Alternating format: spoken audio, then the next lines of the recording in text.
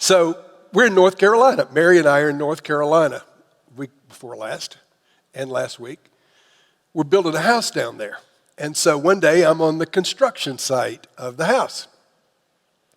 And this guy who's a laborer on the construction site, he's not the general contractor. I'd spoken to him, his name's Gary. It wasn't like we couldn't talk or anything, but he was not the boss, okay? So Gary comes over to me kind of shyly and he goes, he says, you're a pastor, right? And I said, yeah. He goes, I'm living with two older people who are in bad health. They can't drive anymore, and I stay with them 5 days during the week to kind of watch out for them, make sure they have the groceries and whatever. He goes, would you stop by the house and speak to them?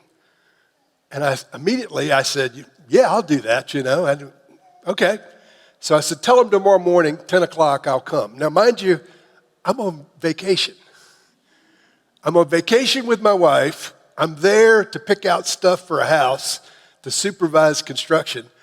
And I'm not there. I wasn't planning to go there and meet two old people in a house that the construction guy lived with. I didn't know what I was getting. I mean, I'm sure I would have liked any old people, but this was not my plan. If you're an old person, I love you, by the way. I'm an old person myself. So, Friday, the 16th, I go to their house at 10 o'clock in the morning. The guy who invited me's not there. Gary's car's not there. There's no cars.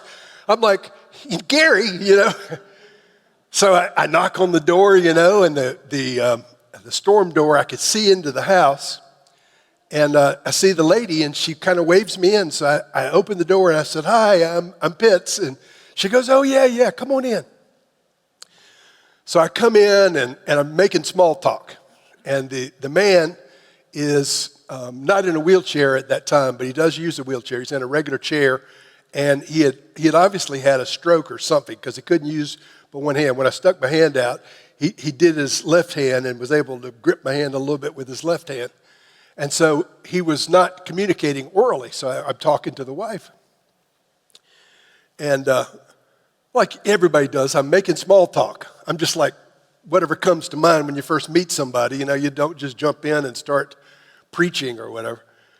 So I said, this is who I am, I'm husband, father, grandfather, yada, yada, yada.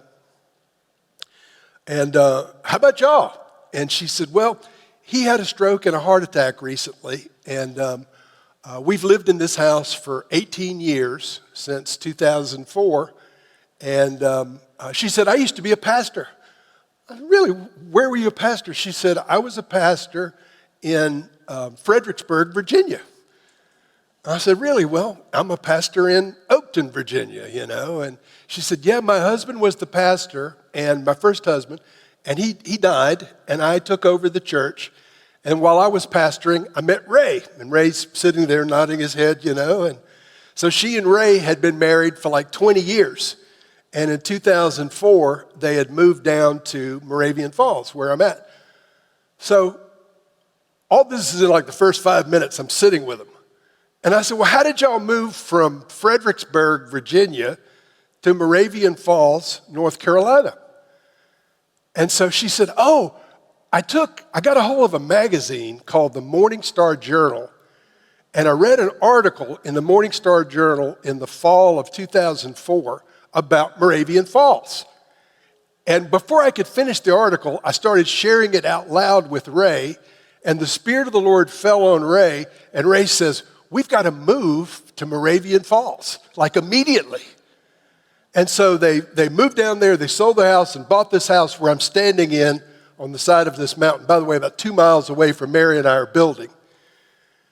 And so at this point, I'm dumbfounded. I said, do you have a copy of that magazine that you read back then? And she said, yeah, I do. And so this is not her magazine, but this is the magazine. And so I said, there's something else to this story you don't know. That article is called The Footsteps of the Moravian Church, and I wrote it 18 years ago. It's the only article I ever wrote for the Morning Star Journal. I never even knew if anybody read it. But here are these two people now. He's in bad health. She's in bad health. I'm meeting them as perfect strangers. Within 10 minutes, the Lord brings to light the only common ground out of the fact we're Christians and we're from this area that could possibly come up. And this article that I wrote, by the way, was prompted not, I didn't think, by the Holy Spirit. Somebody talked me into writing this article 18 years ago. I wrote it because I had some knowledge on the subject, not because I felt the angel Gabriel didn't show up and say, hey, you need to write this article. I had some knowledge on the subject. Somebody told me you ought to write the article. The guy that told me that submitted the article to the Morning Star Journal. I didn't even submit it. They published it. This couple got a hold of it. The Lord told them, move immediately to the place he's talking about. And here they are, late in life. I don't know how many more years they got. They're talking to the guy who wrote the article, and the Spirit of the Lord basically is saying to them, you're in exactly the right place, to them and to me. Do you understand what I'm telling you? Friends, that's a divine appointment. Yeah, as our